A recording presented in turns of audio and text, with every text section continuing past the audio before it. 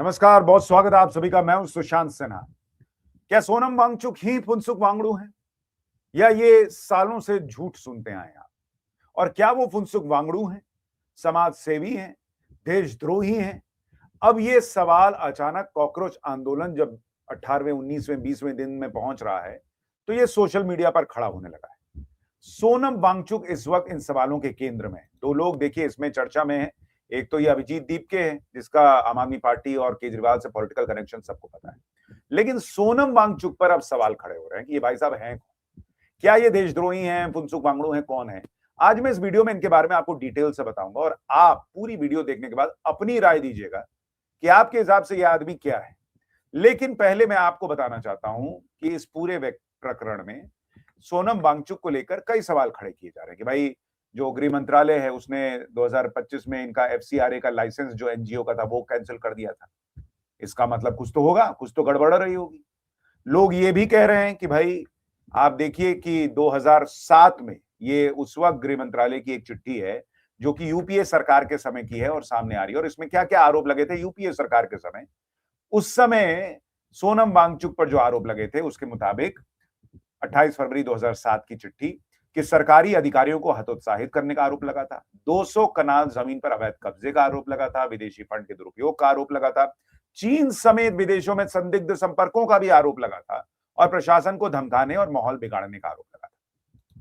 लेकिन सवाल है कि क्या ये आरोप सच्चे थे या नहीं, इसकी डिटेल बताऊंगा। लेकिन फिलहाल जो बड़ा आरोप लग रहा है कि सोनम वांगचुक तो इतने दिन से लाइमलाइट लिए रहे लेकिन वो तो फुनसुक वांगडू है ही नहीं, उसकी सच्चाई आपको बताता हूं। और ये नया विवाद इसलिए खड़ा हुआ क्योंकि आमिर खान का एक स्टेटमेंट आ गया कि सोनम वांगचुक तो फुनसुक वांगडू है ही नहीं।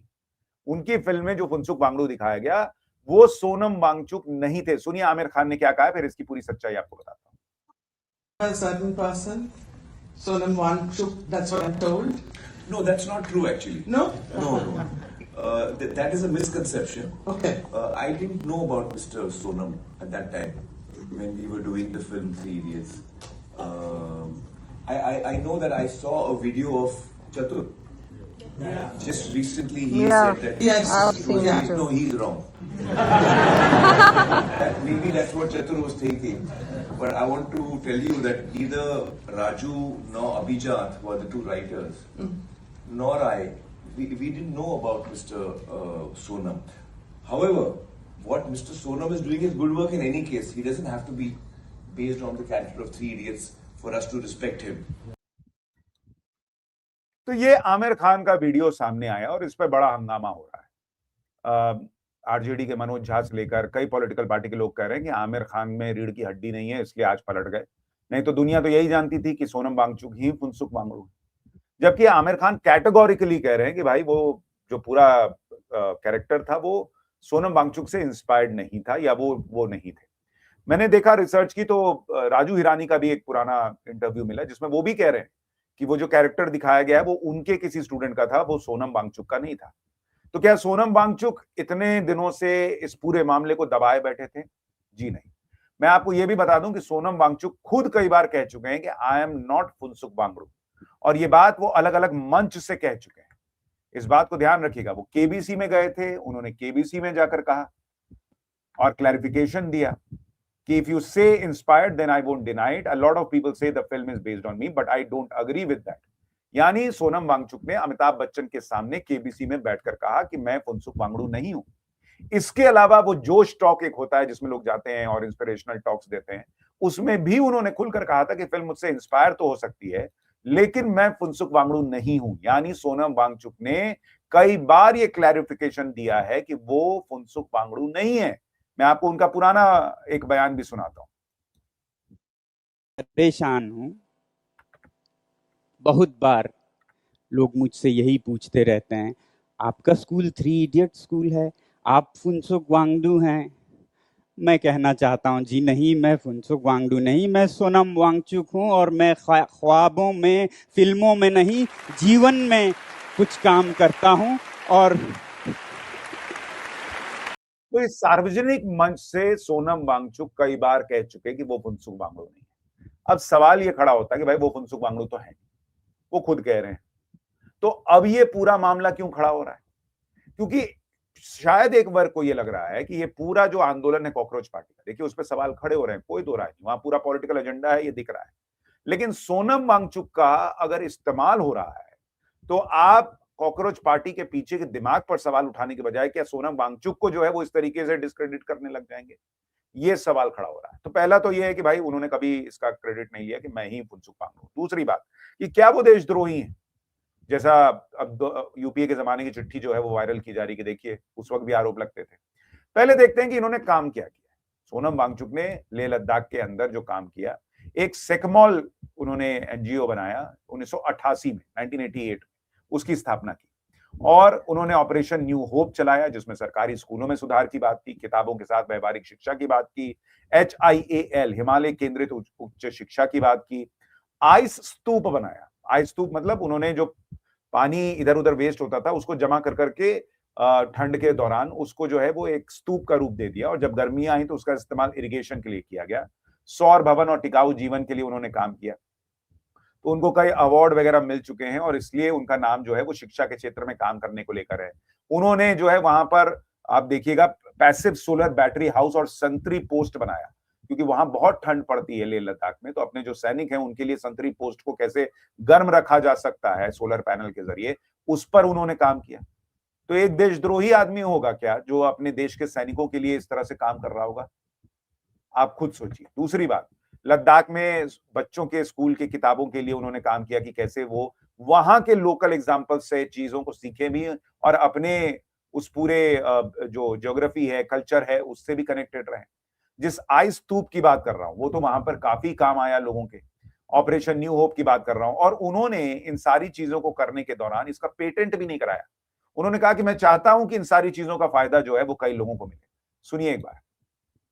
हमसे पूछते रहते हैं कि आइस कूपा टेक्निक या फिर ऑटोमेशन, इसका क्या पेटेंट है, कॉपीराइट है? तो हम आप सबको बताना चाहते हैं, हम पेटेंट्स और कॉपीराइट्स में नहीं विश्वास करते हैं। हम copy left, right and centre सभी को मदद करना चाहते हैं कि आप कॉपी करें, आप इसकी और बढ़ावा करें, पानी के प्रॉब्लम को सॉल्व।